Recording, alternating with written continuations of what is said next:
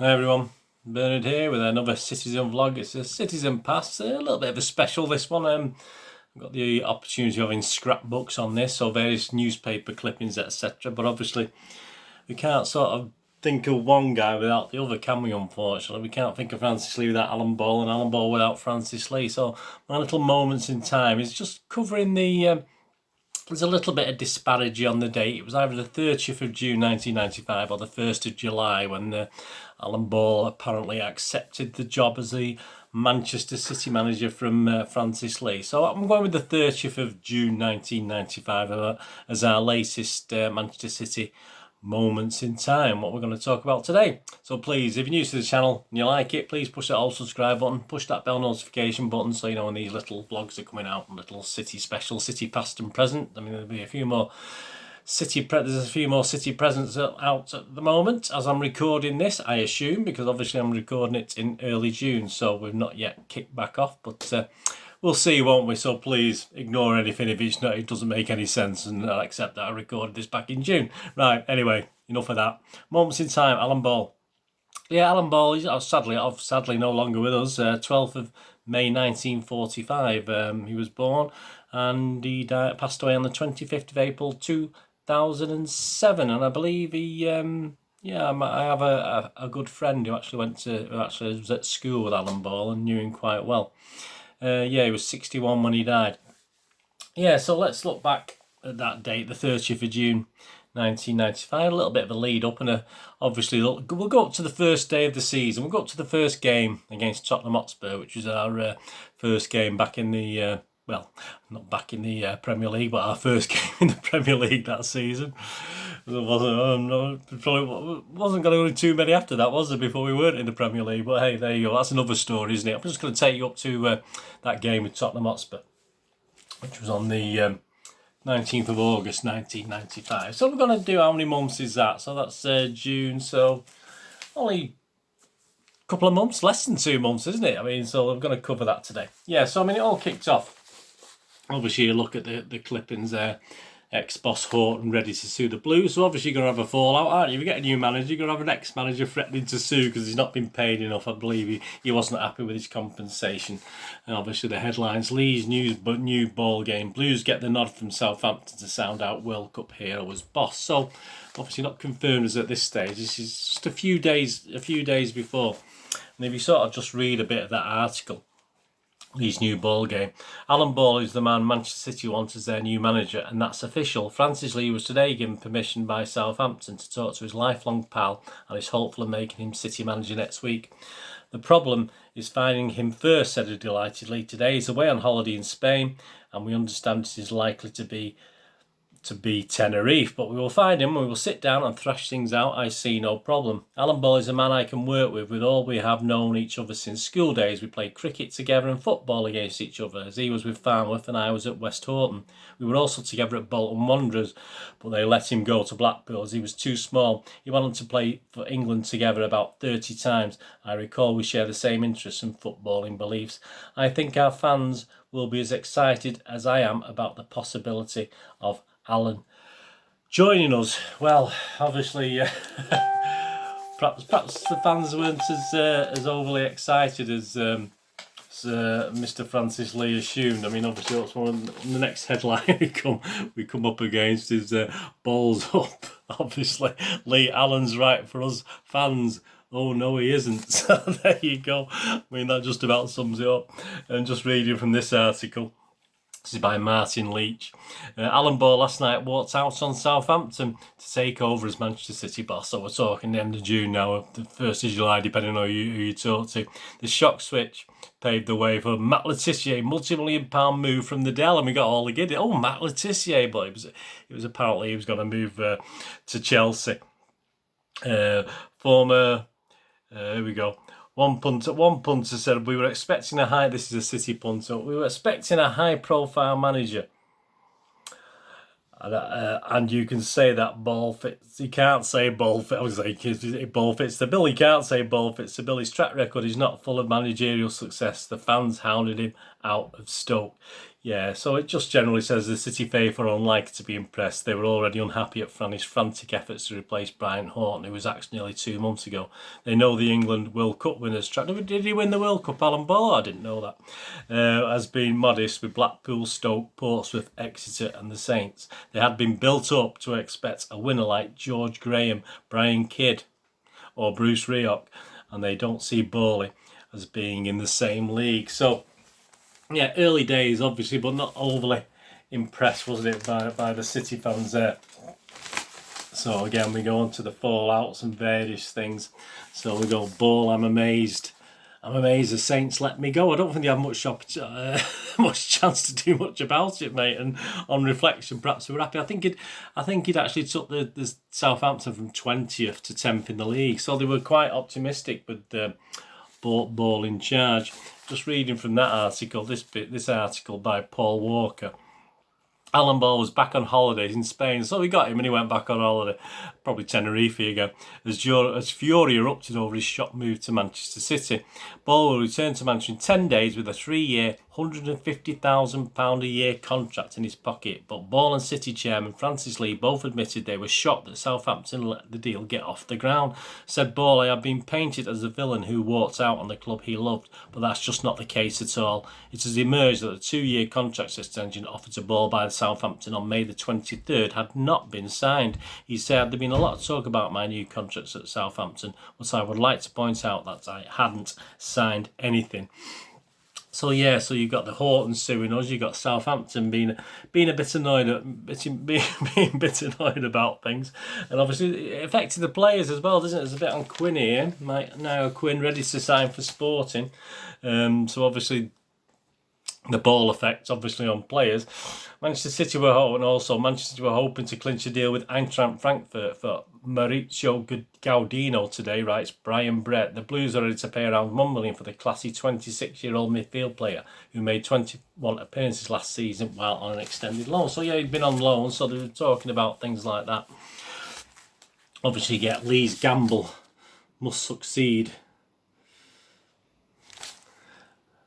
City's future placed in unproven Ball's care. But then you do have the fallout, you have the personal fallout. We know about these men in black that go around threatening people, and obviously the papers are to believe Alan Ball, leave my girls alone. Yeah, they were getting threats obviously from Southampton fans because obviously of the way he'd left. So obviously his family was getting threats, and you see these, don't you? We saw it with, sadly we saw things like this with Peter Swales, didn't we? And we know every club's got these guys who are going to do it, and sometimes perhaps the guys overplay it a little bit and it's not quite as bad as you say, but to get a bit of sympathy. But there you go.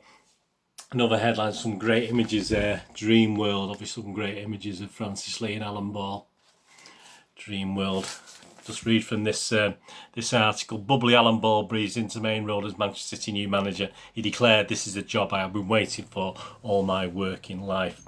Another little bit further on, shelf life of City managers over the past decade has averaged just at only 20 months. Statistics like that don't frighten me in the least, says Ball. You could say that all the work I've done on the managerial side since I retired from playing 11 years ago has been my apprenticeship to qualify me for the job of managing Manchester City. I will never get the opportunity again to work on such a bigger stage than the one before me at Main Road, and believe me, I intend to make the most of it. The potential of this club is unlimited. I am not going to come here and make wild promises to the fans. So there you go. He's not made wild promises to the fans, but his potential is unlimited. I mean, you got little backgrounds on Alan Ball that you see in the papers. Alan Ball, the small wonder. Obviously, then you get the other thing, and obviously back to the Thug fans. So spit the ball. Thug fans hate campaign forced new Main Road boss. So all of a sudden he's left Southampton because of the hate campaign. Nothing more. Nothing. Not money or anything like that. Coincided with the new City souvenir shop in the Arndale. We might touch upon that in another article. So yeah, that's the end of that little scrapbook. But it's not finished there because. What we've got, here we go. Obviously, he's going to need a backup team, isn't he? So, along comes Ace at Hartford. Let's get Ace at Hartford back. My dream, Ace Hartford linked with City return. Just reading from the article there. Ace Hartford is being tipped to make a dramatic return to Main Road. The former favourite is in line for a coaching job as new manager Alan Ball reshapes his backroom team. Hartford is under contract to Stoke, and Alan Ball was Stoke manager as well, wasn't he, at one stage, where he's assistant to Lou Macari. Blackburn are also interested in taking Hartford back on their coaching staff, but we have been told he is not leaving Stoke. Yeah, I mean, Blackburn were quite well placed at that time.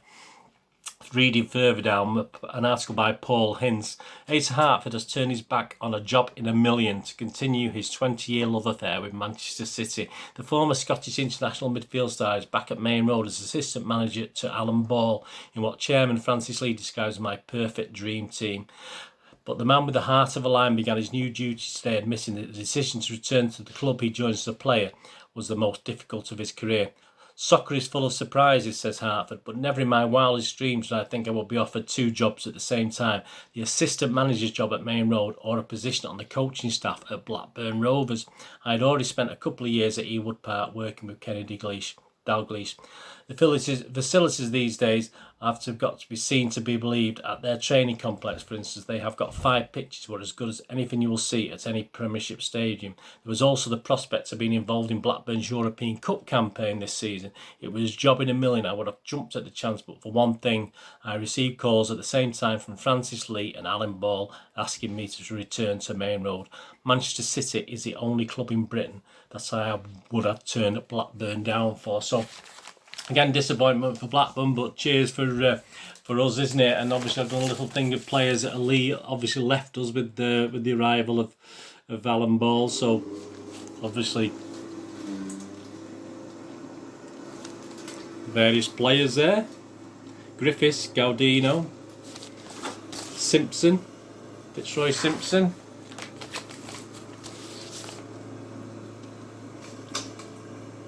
Mike Quigley, AD Mike, another picture of Mike Quigley there. So there's obviously other players obviously on the way as well. And I think as well as Ace at Hartford, we did have some other sort of exes coming back in line as well. Just find the article on that. There we go. So some new backroom boys as well. Lee Chapman, Tony Buck. And you got a great picture of Alan Ball and Ace Hartford there, and Mr. Roy Bailey come back. So it's a bit of a welcome back, wasn't it, for quite a few ex-players and people into this, which is good. I mean that sort of would have helped sort of win the City fans over. We got some sort of training images as well of the pre-season. Colton, Summerby, Brightwell, Quinn, Rossler, Kinky, Beagrie, all featuring there. So yeah, I mean, these sort of things would have got the fans back, sort of more or less on Alan Ball's side, wouldn't it? You know, with Buck and Bailey and Hartford, etc., coming back into the frame. I mean, there would have been a little bit more positivity. And then you get this player at the time, which we didn't really know how good this guy was going to be, did we? But it was said he would be outstanding. And obviously, this is another player who obviously got City supporters back on side. So you got the arrival, of course, of Kinky. And as well as Kinky, we had Kit Simons, again another player that we didn't know too much about, Kit Simons, did we? But Georgie steps in from the cold, and apparently they've been chasing King Clancy, Kinky, for a few months before we actually got hold of him. So you got Kink in the first programme, Kink and Kit of the Kipac. So again, they're the sort of things that are going to get the fans on your side. An exciting player like Kinky, who proved to be, and then you get your friendlies, don't you? You get and they had a trip over to Ireland, which went pretty well. I mean, he started off okay at look at the headlines: Exhilarating Blues. Start the ball rolling. So I mean, you know, Alan Ball insists he's not concerned in the slightest about the results of Manchester City pre-season fixtures, but the new boss couldn't hide a smile of quiet satisfaction. So a 3-0 defeat against Galway United, Cork City 0, Manchester City 2. City are mobbed by fans wearing City shirts in Ireland. Oh, you know, where's all this coming from? And then obviously we sort of come back from Ireland and we go to places like Stockport and Burnley, and we have a game against Stockport County, and new City boss learns the size of the Main Road task, because even though I think a Quinny goal there at the bottom there showing Quinn, that's at Edgeley Park. No, a Quinny goal, and we actually won the game 1-0. Obviously, County makes City sweat. So, from all the joy and happiness and early days in Ireland, obviously we come back to the UK, and you get things like that. I mean, they bounce it, and then we play Burnley away. We lose at Burnley.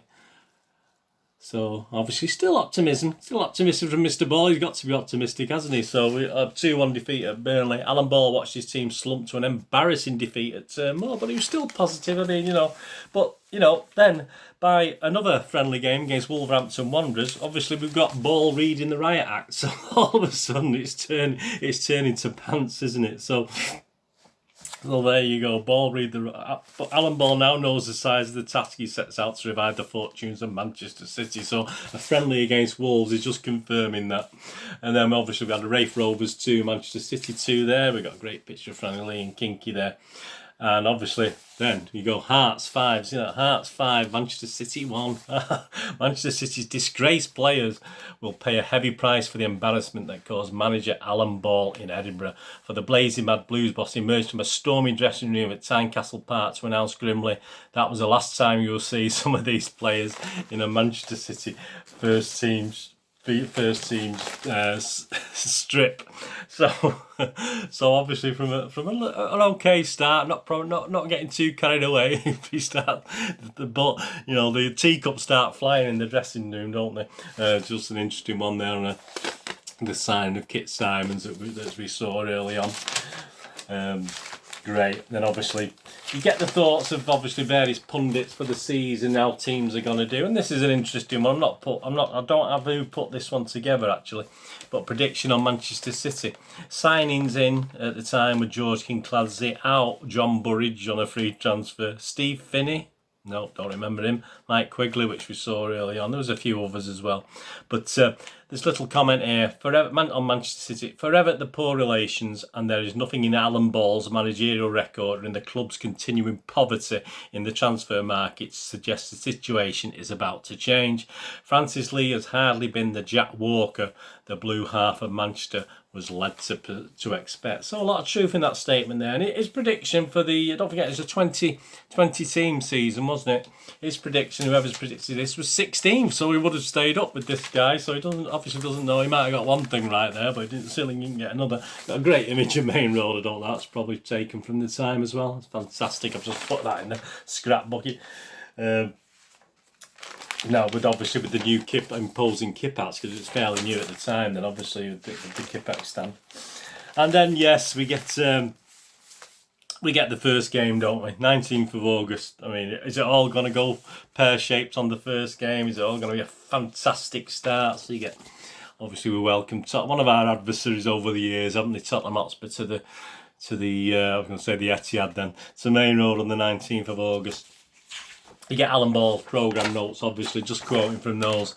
It is a very proud man who writes his first programme notes as manager of this magnificent club. I don't think he does mention the friendlies and things, but doesn't harp on about it too much. The warmth I have felt from everyone since I arrived in Manchester with my wife and family has been second to none. Obviously, not like the stuff going on in Southampton, obviously. In return, I promise you all that I will do my level best to provide top-class, entertaining football and eventually trophies and honours for this great club. The ambitions of the chairman and the supporters need to be fuelled, and to know the task ahead of me is going to be tough. I was born in the north of England and I know what life can be hard, but I've never shirked from any challenge. And he goes on to conclude his last paragraph. You want to make a winning start. Let us hear plenty of vocal support from the fans again, especially the young supporters who are the future of this club. Let us hope that this will be the start of better things for City and a day where we all want to remember. And you've got your the first team squad picture there, obviously under Alan Ball with him sat proudly in the middle. No trophies there, is there? Just the balls in front of the players, but we'd have to wait a little bit, wouldn't we? Unfortunately. That's a great image of the first team, obviously, for that. And there's just as a celebration as well, on sale round the ground, and obviously in Manchester was the New City magazine, which we'll touch upon another time as well. The new Manchester City, the official magazine of Manchester City, issue 1, volume 1, £1.95, with Uwe on the front, absolutely superb. Obviously, we all know about Uwe. So the squad that we had on that very first game: Colton, Edgehill, Phelan, Lomas, Curl, Vonk, Kincladze, Walsh, Quinn, Flitcroft, Beagrie, Ian Brightwell, Martin Margerson, Kernigan, Summerbee, Brown, David Brightwell, Kerr, Andy Dibble, Scott Thomas, Ray Ingram, Uwe Rossler, John Foster, and at number 31, Paul Lake. So yeah, we had all that, and yeah, I mean the game. Well, it ended 1-1, didn't it? Not quite a full house. 30,827. So we've got some great stuff. Ross to the rescue. I'll show you the headlines on this. It's something I'll probably pick up on another day anyway. Rosler raises City stock. Yeah, Tottenham had took the lead on 33 minutes and City equalised in the second half. Some action from the game there. Georgie on the ball, so some early pictures of Georgie, Kincladze, Paul Walsh, Nicky Summerbee. All in action with that great kit on. I mean, the fans on the pitch celebrating. I mean, we just equalised against Tottenham at home. That's how pretty desperate we all were. Boy Georgie's a hit. So he had a great debut. You know, and obviously, that did help sort of soften the blow a little bit. Bouncy ball infuses over George and Gem as Blues make a new point. So it wasn't a total disaster, was it? It wasn't a total disaster to start the season. Manchester City won. Tottenham Hotspur won. Well, that was it. That was the start, wasn't it? That was the start of his tenure. I mean, I'm sure we'll talk about his tenure and how it went on another time, but I hope you enjoyed that anyway. That little fallout from the move from Southampton and a little bit of pre-publicity of the games, etc. Hope you enjoyed our moments in time, which was the 30th of June we're going in for. 30th of June 1995, a little bit before, a little bit after, but that was the official date that he became a City manager, or it could have been the 1st of July, but I'll go with 30th of June 1995. A City moments in time. Anyway, let me know in your comments what you remember about that time, and obviously the time ahead, obviously with Mr. Alan Ball and under Francis Lee's chairmanship. Let me know what you think. Anyway, please, for all the latest City news, follow me on Twitter at Charles Deneen, Deneen spelled D-I-N-N-N, and I'm on Facebook at nostalgia_movie, so you can follow both those accounts or one of them. I sort of link things together anyway. One's more movie based, the at nostalgia_movie is more for my TV dramas and movies, etc. But if you're into them, please check the links below and the playlists, etc. And I'm on Facebook at Berndeneen. This is how I sort of help put these things together, because that's how I finance stuff and keep me going. I'm on Facebook at Berndeneen with links to this little thing, moviegamenostalgia.com, which is how I sort of find a little bit of time to put these little things together for you and for myself and you. You know, obviously if you enjoy it, great, because I enjoy doing them as well. So if you're looking on there for old and rare DVDs, movie posters in the 1990s and 2000s, and some older board games as well on there. So that's moviegamenostalgia.com, my little website. Anyway, thanks for watching today. Join me again very soon for something very similar. And on the Citizen Vlogs, a City Past or a City Present. What you're going to do the rest of the day, have a great one. Look after yourselves, look after your friends, look after your families, and let's all look after each other. And I'll see you all again very soon. This is Bird saying goodbye for now.